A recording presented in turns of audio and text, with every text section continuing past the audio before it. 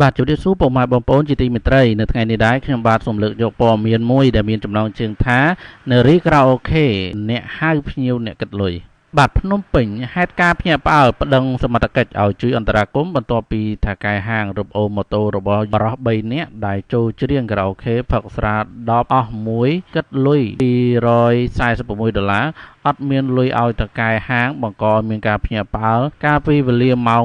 2:40នាទីរំលងអធ្រាត្រឈានចូលថ្ងៃទី7ខែកក្កដាឆ្នាំ2017នៅចំណុចខារ៉ាអូខេសេះមាសតាមបណ្ដោយផ្លូវ2004ហៅផ្លូវម៉ៃដាស្ថិតនៅភូមិតាពាំងលវាសង្កាត់កកាបខណ្ឌពោធិ៍សែនជ័យតាមសម្ដីពីជនរងគ្រោះមានឈ្មោះហ៊ុនវណ្ណាភេទប្រុសអាយុ29ឆ្នាំមុខរបរបើករថយន្តស្នាក់នៅភូមិគោកចំបក់សង្កាត់ចោមចៅខណ្ឌពោធិ៍សែនជ័យជិះម៉ូតូមួយគ្រឿងម៉ាក KTM ដូចពណ៌សលាយទឹកក្រូចពាក់ផ្លាកលេខភ្នំពេញ 1CJ 1885បានឲ្យដឹងថានៅយប់ថ្ងៃទី6ខែកក្កដារូបគាត់និងមិត្តភ័ក្តិ2នាក់ទៀតបានជិះម៉ូតូទៅផឹកស៊ីនិងច្រៀងខារ៉ាអូខេនៅហាងខារ៉ាអូខេសេះមាសស្ថិតនៅតាមផ្លូវ2004ពេលទៅដល់គាត់បានហៅស្រាបៀរមួយកេសតម្លៃ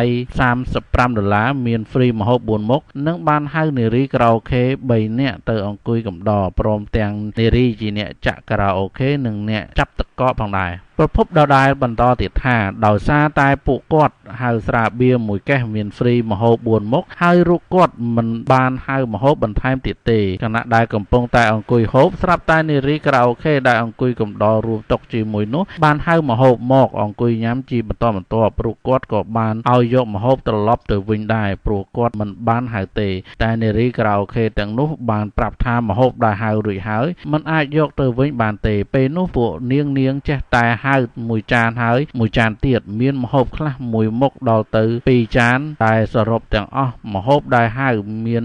17មុខស្មើនឹង20ចានរួមទាំងមានគោជលនិងបាកាស8កំប៉ុងទៀតក្នុងនោះម្ហូបមួយចានមានតម្លៃ$15និងម្ហូបខ្លះទៀត8ទៅ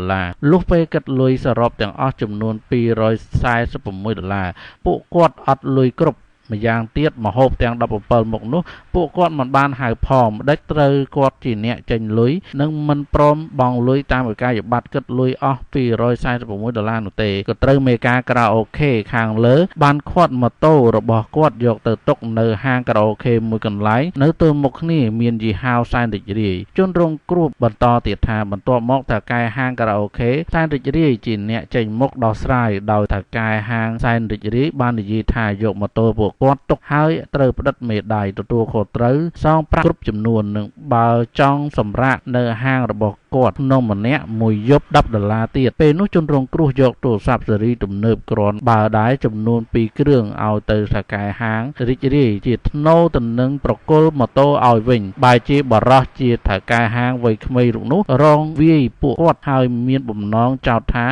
ពួកគាត់ជាចោរទៀតផងទៅរូបគាត់ទូរស័ព្ទប្តឹងសមត្ថកិច្ចជួយអន្តរាគមន៍ចំណែកឯអ្នកមើលការខុសត្រូវក្នុងខារ៉ាអូខេសេះមាសបាននិយាយថារូបគាត់មិនបានចូលរួមហេតុការណ៍ខាងលើនេះទេដោយឃើញនារីខារ៉ាអូខេមកហៅម្ហូបដោយប្រាប់ថាភ្ញៀវជាអ្នកហៅលុះពេលផឹកស៊ីចប់គិតលុយបែរជាពួកគាត់ទាំង3នាក់ខាងលើគោបែបនេះទៅវិញប្រភពព័ត៌មាននៅក្បែរកន្លែងកើតហេតុដែលខាងលើបានឲ្យដឹងថាហាងខារ៉ាអូខេនៅតាមផ្លូវ2004នេះរកស៊ីកោភ្ញៀវទាំងរស់ហើយបញ្ហាផឹកស៊ីហើយគិតលុយអស់ច្រើននេះកើតមានស្ទើររាល់យប់ទៅហើយគ្រាន់តែអ្នកចូលច្រៀងខារ៉ាអូខេខ្លះមិនចង់មានរឿងវែងឆ្ងាយនិងខ្លាចប្រពន្ធនៅផ្ទះដឹងផងក៏ចេះតែយល់ព្រមបង់ប្រាក់ទៅឲ្យតកែខ្លះទៀតប្តឹងសមត្ថកិច្ចជាញឹកញាប់មកហើយសូមឲ្យអាជ្ញាធរពាក់ព័ន្ធមេត្តាចាត់វិធានការចំពោះទង្វើរបស់តកែខាងលើនេះផងចំពោះករណីខាងលើនេះបន្ទាប់ពីជនរងគ្រោះជាម្ចាស់ម៉ូតូបានប្តឹងសមត្ថកិច្ចមកជួយអន្តរាគមន៍ដល់កន្លែងកើតហេតុហើយសមត្ថកិច្ចបានសួរនាំភាគីទាំងសងខាងរួចហើយក៏បានចុះតម្លៃត្រឹម